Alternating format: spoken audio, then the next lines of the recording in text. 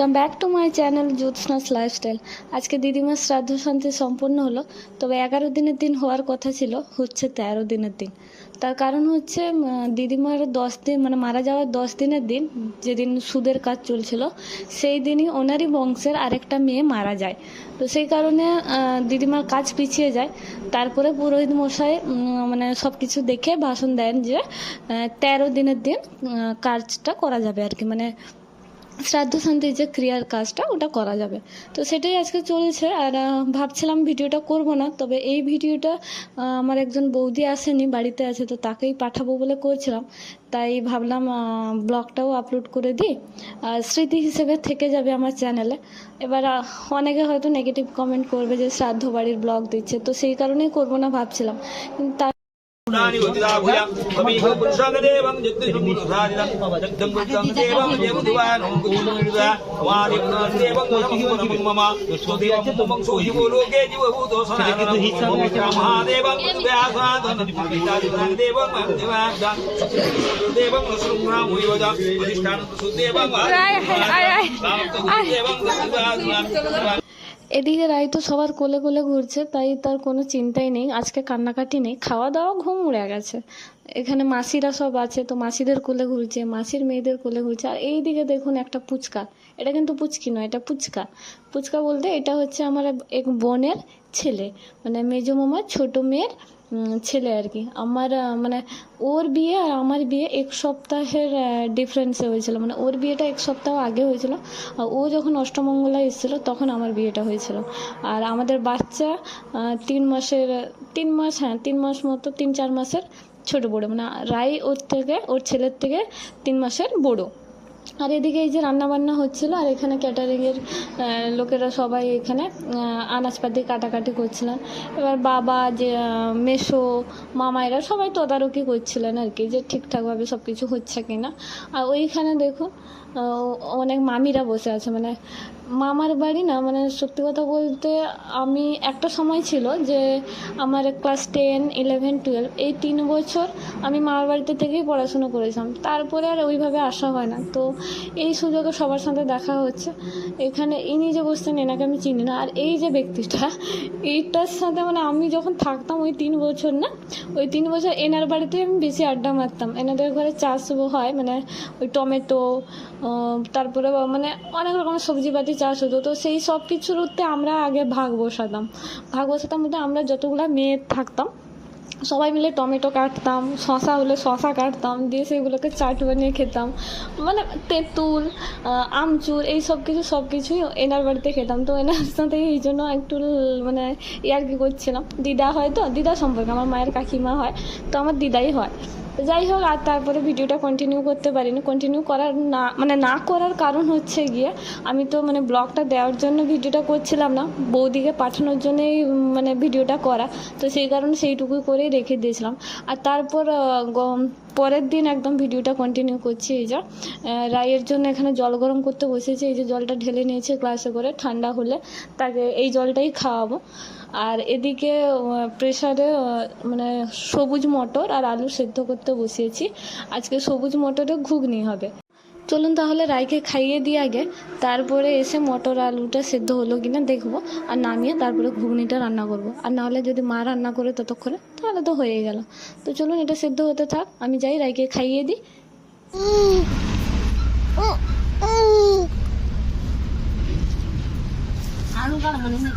হ্যাঁ আলু দিতে জল খাবি নি?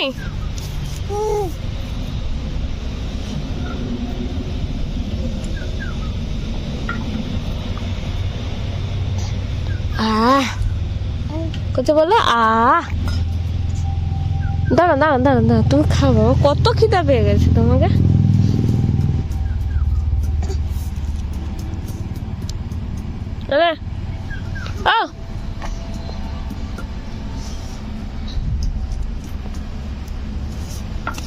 উল্টে যাচ্ছিস কেন? এটা ইঁদুর কেটেছে, ইঁদুর।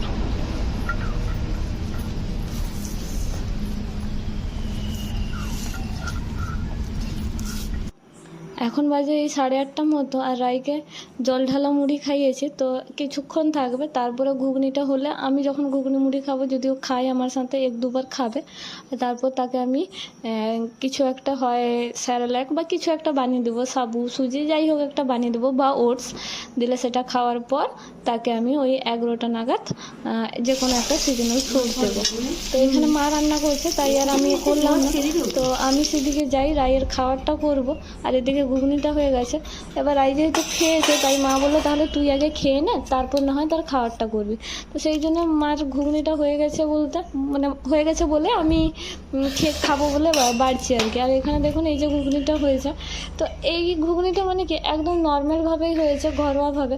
তো তেল মশলা সব কিছুই কম, আর আমার তো ভালোই লাগে। কিন্তু ভাই একটু খুঁত করে যে সবুজ মটর, তো মানে একটু ওই মানে তার কেমন একটা গন্ধ করে বলে, তো সেই জন্য সে খায় না। এমনি সাদা যে মটরটা, সেটা মানে শুকনো যে মটরটা আর কি, সেটার ঘুগনি খায়, তবে সবুজ মটরের ঘুগনি সে খায় না।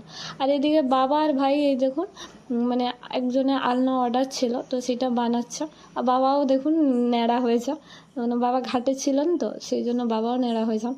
তো যাই হোক, এখানে বাবা আর ভাই মিলে আলনা বানাচ্ছে, মানে বাবাই বানাচ্ছে, ভাই বাবার হেল্পার হয়ে গেছে আর কি।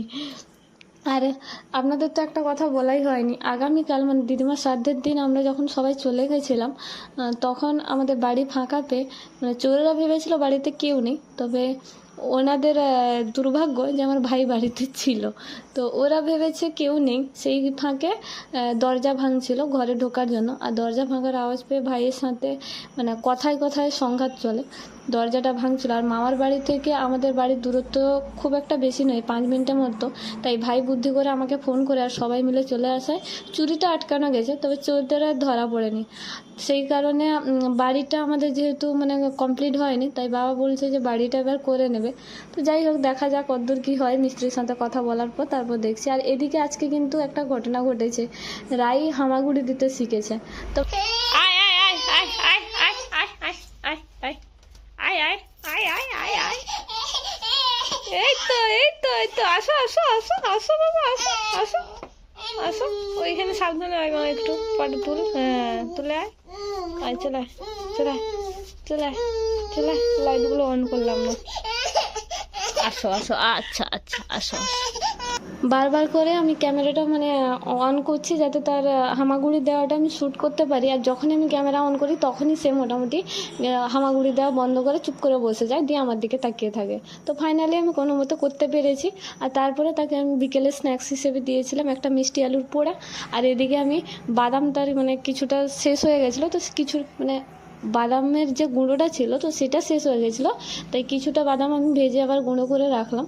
আর তারপরে আর ভিডিওটা কন্টিনিউ করতে পারিনি, রাই তো সন্ধেবেলায় ঘুমিয়ে গেছিলো পুরো, আর সন্ধে থেকে টানা মানে ঘুম দিয়েছে। এখন বাজে ভোর 3টার সময় উঠেছে, তাই ভাবলাম ভিডিওটা এখনই শুরু করি, মানে যেহেতু মাঝখানে থেকে গেছিলো। আর এদিকে ক্যামেরা অন করতে সেই যে হাত বাড়াচ্ছে বারবার নিবে বলে, তো এই জন্য করতে পারি না। আজকাল এত দুষ্টু হয়েছে সে আর ধারণার বাইরে, মানে যত বড় হচ্ছে তত দুষ্টুমি তার বাড়ছে। সবাই বললো যে একটু বাচ্চাটা বড় হয়ে যাক, বসতে পেরে যাক, হাঁটতে পেরে যাক, দিলে হয়তো তো একটু মানে এতটা পরিশ্রম হবে না। কিন্তু যা দেখছি এ আমার পরিশ্রম হবে না মানে কমাবে কি আরও বাড়াচ্ছে, দিন দিন যত মানে বড় হচ্ছে তত আমার খাটনি বাড়ছে আর কি। রাই রাই কি আচ্ছা তাই তাই করে দাও, তাই তাই তাই তাই করো না, টাটা না, তাই তাই তাই তাই কর, তাই তাই কর, তাই তাই কর, তাই তাই কর, ওটা থাক, তাই তাই কর আগে। কি দুষ্টু, মাঝরাতে উঠে নিজেও ঘুমাবে নি, লোককেও ঘুমাতে দিবে নি। তুই সন্ধ্যে থেকে কাল থেকে আর ঘুমাবি না, কাল থেকে রাত 9টার পরে ঘুমাবি। গরু সেই যে ভোর 3টের সময় উঠেছিলাম, তারপরে ঘুমিয়ে গেছিলাম। উঠেছি এখন 7:30 বাজে, অনেকটাই বেলা হয়ে গেছে। আর উঠে দেখি বাবা ভাই লেগে পড়েছে ঘর ভাঙতে। ঘর ভাঙতে বলতে ওইদিকে যে বারান্দাটা ছিল সেটা ভাঙবে, দিয়ে পুরো এই যে পিলারগুলো উঠে আছে তো সেইখানটার সাথে মানে জয়েন্ট হবে আর কি ছাদটা। তো মিস্ত্রির সাথে কথা হয়েছে, তো সেই মতো কাজ শুরু হয়েছে। মিস্ত্রি হয়তো 2-3 দিনের মধ্যেই চলে আসবে।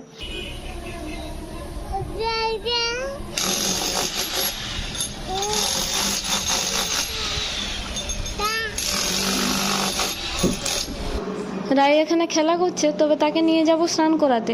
তাকে স্নান করিয়ে তাকে রেডি করাবো। যাব একটা জায়গায় নেমন্তন্ন আছে, একটা জায়গায় বলতে আমাদের পুরনো বাড়িতেই যাব। তো সেখানে আমাদের গ্রামে আজকে মৎসব আছে, আজকে নয় 8 দিন ধরেই চলছে আর কি। 98 মাদল বসেছে, প্রত্যেক বছর 56 মাদল হতো, তো এবছর 98 মাদল বসেছে, মানে পুরো 8 দিন ধরে হরিনাম সংকীর্তন হবে। আর তার আগে রাইয়ের জন্য একটু খিচুড়ি বানিয়েছিলাম, তো তাকে সেটা খাইয়ে নিয়ে এলাম। কারণ এখানে আমি জানি অনেক ভিড় হয়, মানে প্রচণ্ড লোক হয়, তো দেখতেই পাচ্ছেন লোকে লোকান্ন একদম। তো এই ভিড়ের মধ্যে তাকে খাওয়ানো সম্ভব হবে না, খাওয়ালেও সে পেট ভর্তি খেতে পারবে না। তো সেই কারণে তাকে ঘরে খাইয়ে নিয়ে এসলাম। আর এই যে দেখুন, সে আমার মায়ের কোলে একটা জলের প্যাকেট পেয়েছে, তো সেইটা নিয়ে বদমাশি করছে। তো দেখা যাক কতক্ষণে লাইন হয়। আর এখানে মা চাল নাড়বে, মানে ওখান থেকে খেয়ে চলে এসেছি, চাল নাড়ছে, তো মুড়ি ভাজা হবে বলে। তো যাই হোক, আজকে ব্লগটাও আমি এখানে শেষ করলাম। দেখা হবে পরের একটি ব্লগে। সবাই ভালো থাকবেন, সুস্থ থাকবেন, সাবধানে থাকবেন। আর আমার ব্লগটা কেমন লাগলো অবশ্যই কমেন্ট করে জানাবেন। যারা নতুন তারা সাবস্ক্রাইব করে বেল আইকনটা প্রেস করে রাখবেন।